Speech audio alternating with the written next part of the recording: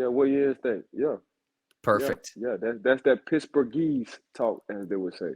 And thank you to the viewer comments in our section on YouTube. We have 2 to get to today. So the Egyptian Queen writes in advance of the game, before we knew that Anthony McFarland was going to be activated, why do you think they didn't activate Anthony McFarland? And Ike, this was a situation where Jaylen Warren has earned his reps this season. There's a Right, reason why right. he's been the backup. He's been terrific when he's been healthy. However, considering how both Benny Snell and Anthony McFarland played in last night's game, I would Right. not bring Warren back until he is 100, 110% ready to go with the hamstring injury, because I like the way that both backs played last night. Some competition for that backup role, and I've said it, I'm a broken record. Whoever Yeah. emerges as the number 2 can carve out a nice role for himself in this league. Go ahead, Ike. No, I agree with you. It's just if Jaylen Warren is healthy enough, this would be week 2, so he'll be out. This will be going on his second week. So if he's healthy enough, it's just like this, Mark. You have one guy who can pretty much do what McFarland and Benny Snell's is doing, and that's Jaylen Warren. And the reason why is you got a guy who can pick up any blitz. You're not asking McFarland to pick up any blitz. You're asking him to release. You got a guy, when the ball is in his hand, he's always falling forward in Jaylen Warren. So that's Benny Snell's. Benny Snell's is pretty much always falling forward. So he's a 2-in-1 guy. You know, what Snell's lack, Jaylen can do. What McFarland lacks, Jaylen can do. So that's what made Jaylen so special. That's why he became the number 2 running back. So it's not, we don't have to have a multiple of backs to play when we can have Najee and Jaylen, because both of them can pretty much do both. Both of them can pick up the blitz, Najee and Jaylen. Both of them come out the backfield, run the ball, catch the ball, Najee and Jaylen. And usually 9 times out of 10, both of them are falling forward, Najee and Jaylen. So you have 2 running backs that you're not taking down off a third. These 2 running backs, and I'm talking about Najee and Jaylen, can play all 3 downs. And the main reason for both of them is they can pick up the blitz, and that's every time.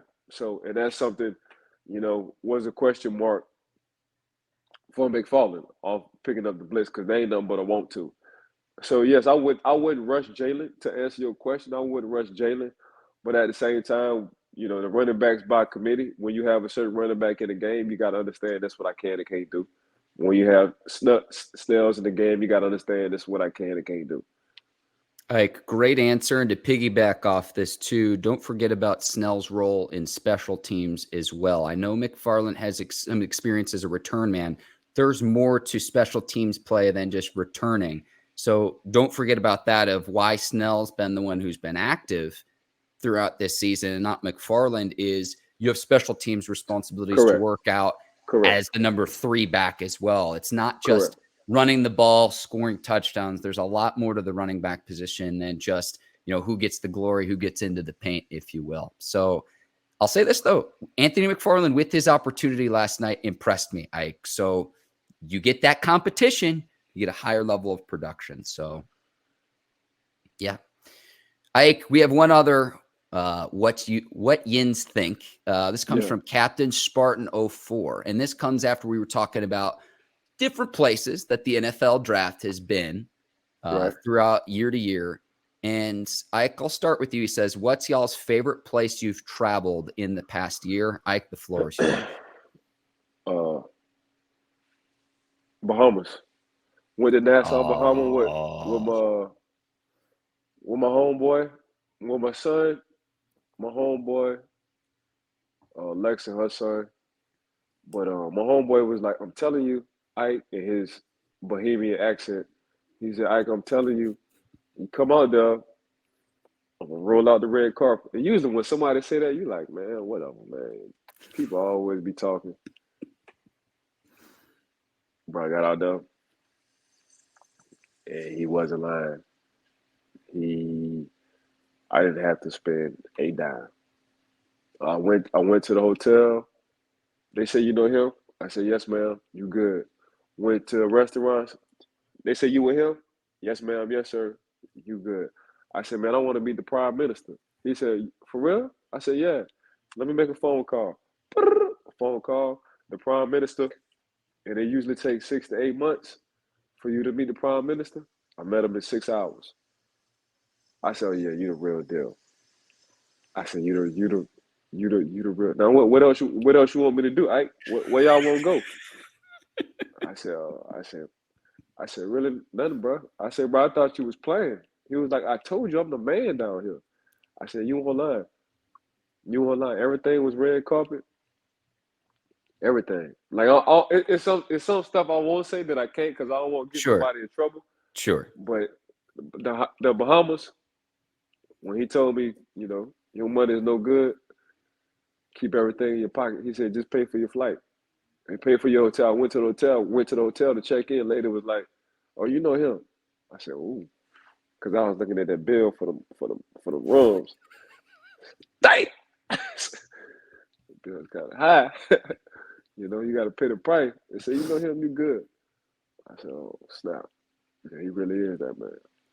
That's fantastic, Ike. And I've been to the Bahamas once before. I've been to the Atlantis Resort probably 10 years ago. And I'll say this. I'm trying to go cover that Battle for Atlantis tournament. Be the best assignment where it's just like, oh, let's go cover basketball, this tournament. And then when we're all done, we can all go chill out and relax on the beach.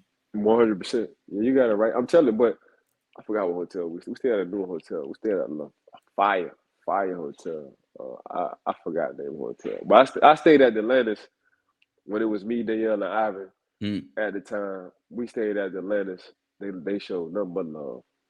Yeah. That's they got when the I was fancy playing. slide too. And yeah. But I wound up talking to a dude who had a yacht. He had a basketball court and a helicopter and a yacht. He wound up renting that out for us for 2 days. I said, man, let me get that yacht right quick. This when I was still playing. He gave me that yacht right quick, man. There was a basketball court on the yacht itself? Yeah, a basketball court and a helicopter pad. That's my first time ever. Then he wound up being a Pittsburgh Steelers fan. He was like, I was like, yeah. I was like, man, we just walking the dock. I said, man, who boat this for? He was like, man, it's my boat. I said, this ain't no boat. I said, man, it's a yacht. I said, you know, which we call apartments there. I call that a condo. You know what I'm saying? Like, yeah. You know, so yeah, that thing, boy. And his captain showed love, his chef showed love, everybody showed love on that yacht.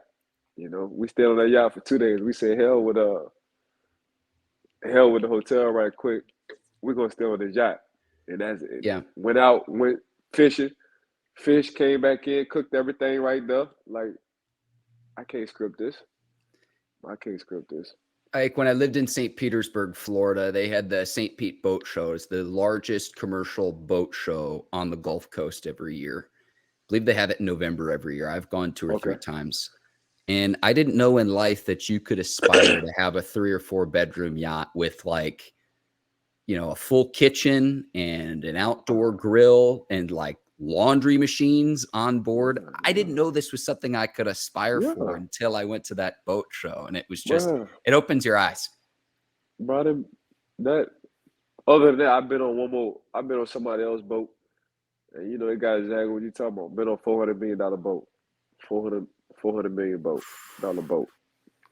This was an awesome question. I love this segment, Ike. I love this segment. To answer the question from my perspective, my buddy Cameron Taylor, who we've had here on the show, on the Bleav in Steelers show, Ike, he just got married earlier this year. Your boy was the best man in the wedding, and he got married in Cleveland, Georgia. Thank you. And at the Yonah Mountain Vineyard. You're talking about a surreal mountain experience, and there just so happens to be a vineyard where you can drink whatever kind of wine you want to. That's the favorite place I've been this year. And congrats to Cam and Lindsay as well, as they approaching 1 year already, which is crazy to think about. Time's flying. But the Yonah Mountain Vineyard in Cleveland, Georgia. It's in North Georgia. This is north of Atlanta. That's the coolest place I've been this year. That's fire. It sounded like that was a good time too. Oh yeah. Relaxing. Yeah. And it's one of those places like where the pictures don't do it justice, where you look at the pictures and it's like, is this real? And it's like, when you're there, it's even better in the flesh. Gotcha. Gotcha. Yeah. I love this segment. What Yeah. Yins think? This What is you great, think? Ike.